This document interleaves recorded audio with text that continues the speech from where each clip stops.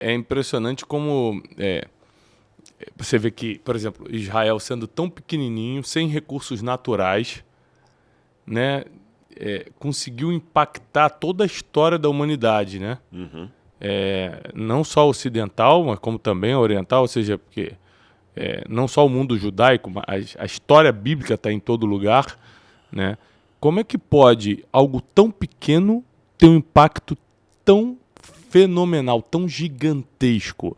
É o contexto espiritual em si, ou seja, porque ali se passou a história da espiritualidade do mundo, ou você agregaria mais algum outro fator para algo tão pequeno produzir algo tão grande? Eu vou responder como um historiador puramente materialista e como teólogo, dando sentido espiritual. Como historiador puramente materialista, não faz sentido a história de Israel. Porque quando eu comparo Jerusalém, para pegar como exemplo, com Roma, com Atenas, Alexandria, as grandes cidades da humanidade, nenhuma cidade foi tão destruída quanto e reconstruída como Jerusalém. Você pega a história de Cartago, por exemplo, quando Siracusa, quando os romanos em 212 a.C. destruíram Siracusa, Siracusa não conseguiu virar o que era. Você entendeu? Ninguém mais liga para Siracusa. Atenas está lá hoje, mas assim, você não encontra tantas camadas de destruição e reconstrução nessas cidades. Quando eu olho para Jerusalém, houve tanta guerra e tanta reconstrução que, do ponto de vista materialístico, a gente não tem uma explicação para dar. Porque Jerusalém não tem ouro. Não tem petróleo. Não tem petróleo. Não tem riqueza natural. Não tem riqueza natural. Você está entendendo? Água. Não tem por que as pessoas cobiçarem tanto aquele lugar ali e, ao mesmo tempo, tanta resiliência que o negócio é reconstruído de novo. Então, essa é a minha leitura materialística. A minha leitura como teólogo tem uma explicação espiritual, sim, e ela, para mim, pode ser exemplificada com a queixada de jumento. Uma queixada de jumento é só uma queixada de jumento. É um pedaço de osso de animal que morreu. Mas, quando o poder de Deus toma as mãos de Sansão, a queixada de jumento se torna um instrumento de libertação. Santo Agostinho de Hipona falava o seguinte a respeito do batismo: tire o espírito e o que é água senão água. Então, Jerusalém é a queixada de jumento. E com o poder do Espírito Santo, ela destrói um exército inteiro. Tem um filme antigo, The Kingdom Heaven, acho que A Cruzada, maravilhoso. Orlando Bloom. Isso, que tem um diálogo de Saladin com o rei de Jerusalém leproso. Exatamente. Aí ele fala o seguinte: antes de você, que o Saladino, ele permitiu as pessoas de Jerusalém saírem antes de ele tomar a cidade. Aí o rei pergunta para ele assim, do alto do Monte Sinai, do Monte das Oliveiras: escuta, só me pergunta uma coisa, o que Jerusalém vale para você? E ele olha lá para baixo, vê a cidade e fala assim: Jerusalém não vale nada. Mas por que você quer tanto Jerusalém? É que Jerusalém não vale nada, mas vale tudo. Todos querem Jerusalém. O paradoxo dessa resposta dele é muito interessante. Jerusalém não vale nada, mas vale tudo. Por isso que as religiões monoteístas brigam por Jerusalém. Um dos grandes embrólios na resolução da questão Israel-Palestina é Jerusalém. Porque Israel não abre mão de Jerusalém ser a sua capital, a despeito do que diz o Google ou a Wikipedia. A capital de Israel é Jerusalém, não é Tel Aviv. Mas os palestinos também querem Jerusalém para ser a capital do país Palestina. Os árabes, que não estão nem aí para palestinos, querem Jerusalém porque é um lugar sagrado. E curioso que Jerusalém não figura em nenhuma página do Alcorão. E eles querem Jerusalém. Então, realmente, tem uma coisa ali num plano tão especial que o mundo espiritual percebe. E por isso que até o diabo também tenta arrasar com aquele lugar. Porque ele consegue ver movimentações que o olho físico não vê. O diabo persegue. Ele percebe e persegue.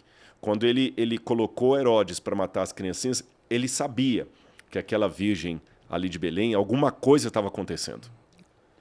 Então o diabo mundo espiritual, de alguma forma, alertou, né? Estava sendo alertado. E o mundo espiritual entra em confluência com o mundo material. Nós que talvez não percebemos tanto pela nossa miopia espiritual.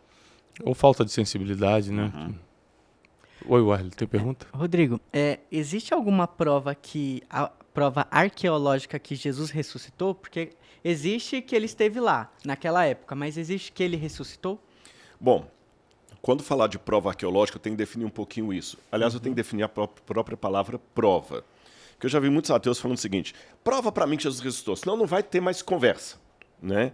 Devemos lembrar que, no mundo acadêmico de modo geral, as provas variam de acordo com o objeto da sua investigação.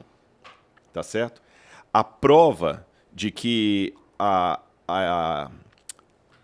o teorema de Pitágoras funciona não é o mesmo tipo de prova que garante que você está pronto para entrar no vestibular. Não é o mesmo tipo de prova que garante que um médico descobriu a cura do câncer X. Não é o mesmo tipo de prova que garante que eu posso ir à farmácia e tomar aquele medicamento. E também, para fechar, não é o mesmo tipo de prova que vai afirmar que o sujeito é realmente culpado diante do juiz. Então você vê que são provas múltiplas. Você entendeu? O tipo de prova que um advogado vai usar para processar alguém não é o mesmo tipo de prova que eu vou usar para verificar se compensa ou não investir o dinheiro naquele fundo imobiliário que o gerente está te convencendo. Então, antes de falar assim, prova, eu quero prova, primeiro, qual que é o objeto da prova?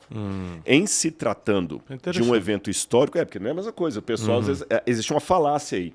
Que ele quer uma prova, tipo, se sai um DNA de Jesus, uma coisa assim, tudo, mas é a mesma coisa. Eu queria que você, com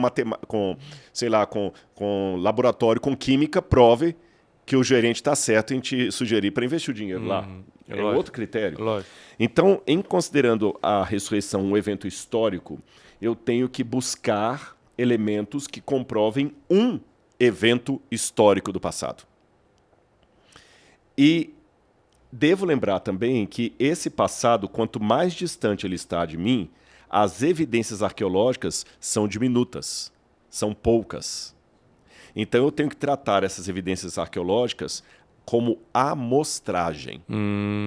Como as estatísticas do IBGE ou de outros órgãos aí fazem, na época da eleição, aí não é o IBGE, se a eleição fosse hoje, Monteiro Lobato ganharia com 60 e tantos % dos votos. Você sabe que muita coisa é medida por São Paulo até. Aí eles falam assim, olha, nossos entrevistadores entrevistaram 2.624 pessoas na Faria Lima e na Avenida Paulista. Como é que aquilo pode te dar um quadro do comportamento brasileiro? A estatística mostra que dá. A parte pode mostrar o todo, estatisticamente falando. Então, quando eu olho um evento passado e eu associo à arqueologia, eu pergunto, o pouco de elementos arqueológicos que eu tenho consubstanciam a historicidade daquele evento ou a reprovam? Além disso, eu vou usar ferramentas da psicologia para ver se o relato, por mais fantasioso que seja, ele é coerente ou não é coerente. Os efeitos que aquele evento, suposto evento, deu para a posteridade. As suspeitas de que aquela história pudesse ser forjada. E o que eu encontro de pessoas que não têm nada a ver com aquilo que estão falando ao mesmo tempo desse evento. Quando a gente coloca tudo isso em conjunto, por exemplo, tem um autor, eu estou tentando lembrar o nome dele aqui, é Ehrman, mas não confunda com Bart Ehrman, é um outro Ehrman, que ele é especialista em lógica, filosofia lógico-matemática aristotélica. E ele faz toda uma conotação lá, e do ponto de vista da lógica aristotélica, o que é essa lógica? Quando você pega um argumento da lógica e você transforma tudo que a pessoa está falando em equação matemática, para saber se a conta fecha ou não. Esse nosso diálogo aqui pode ser transformado em equação matemática. É a matéria mais difícil que eu tive na faculdade de filosofia. A chance de Jesus ter ressuscitado é perto de 95%. Quando você olha vários elementos. E quais são esses elementos? Em primeiro lugar, múltiplo testemunho. A ressurreição de Jesus é contada só por um? Ninguém morreria por uma inverdade, por uma mentira. Aí já está na questão dos efeitos. Dos efeitos. Você tem 4 evangelhos distintos contando a história de Jesus. E a prova que esses evangelhos são espontâneos, que eles não foram montados, é que eles têm pequenas contradições que, longe de causar problemas, causam coisa boa para a Bíblia. Porque um advogado sabe que se 4 testemunhas derem o mesmo depoimento, não se equivocando em nenhum detalhe, elas foram orientadas. Então você não pode se contradizer no essencial, mas na periferia é possível, é esperado que você se contradiga. Eu vou falar assim, nossa mãe, cara, eu cheguei aqui agora, passou um carro a 1000 km por hora ali. O Thiago vai ver o mesmo carro e falar assim, não, passou um carro. Você está entendendo? Às vezes eu vou achar que o carro era azul, depois não, na verdade o carro era branco. Esse tipo de... É esperado isso. Os evangelhos têm algumas pequenas contradições. Mostram que eles são espontâneos. O efeito disso, como você falou, ninguém morreria por uma coisa dessa sabendo que é mentira. Terceiro, nós temos na arqueologia, por exemplo, lá na França, tem uma inscrição que é chamada de inscrição de Nazaré. E essa inscrição, provavelmente da época do imperador Cláudio, nós não temos o nome do imperador na época, é um decreto romano dizendo que era proibido qualquer pessoa abrir um túmulo e tirar o corpo desse túmulo para benefício próprio. E uma das coisas que os evangelhos dizem que foram feitas é eles falaram que subornaram os soldados para falar que os discípulos roubaram o corpo. Interessante. Por que um decreto desse vai ter à frente? Mais recentemente, está no Museu do Louvre essa inscrição. Mais recentemente, alguém tentou desmentir qualquer conexão disso com Nazaré ou a Bíblia, porque disse, não, isso aqui está falando de um outro lugar, de onde o mármore veio, etc. e tudo, mas não está tão bem evidenciado que não tem ligação nenhuma. Outro detalhe curioso, o texto de Flávio Joséfo, quando ele fala sobre Jesus de Nazaré, Flávio Joséfo, que não era cristão, ele fala que Jesus foi morto e que 3 dias depois da sua morte, o seu séquito de seguidores passaram a declarar que o viram novamente vivo. Esse texto de Flávio Joséfo é tão forte que muita gente começou a achar que era uma invenção, uma interpolação cristã. Mas recentemente foi publicado um livro para o Yale, pela Universidade de Yale, um catedrático provando que o texto é legítimo de Flávio Joséfo. Tá certo? E para terminar mais uns 2 elementos aqui, para não ficar muito extenso isso, você nota também os detalhes heurísticos da descrição joanina do túmulo. Ele fala que um pano estava dobrado no canto e o outro estava afofado, mostrando que nada foi feito com pressa, foi uma coisa sobrenatural, não foi um corpo tirado. O fato que ele morreu é evidenciável. E mais de 500 pessoas o viram e você não tem uma histeria coletiva que permite várias pessoas... Isso é curioso, até eu quero acentuar esse último elemento. Claro. Eu vi o grande teatro que você tem aqui. Vamos supor que você traga aqui um ilusionista. Alguém especializado em fazer ilusão. Ele pode projetar uma ilusão ali que as 2.000 pessoas que cabem sentadas ali vão se equivocar por uma ilusão. Um ilusionista pode enganar 2.000 pessoas.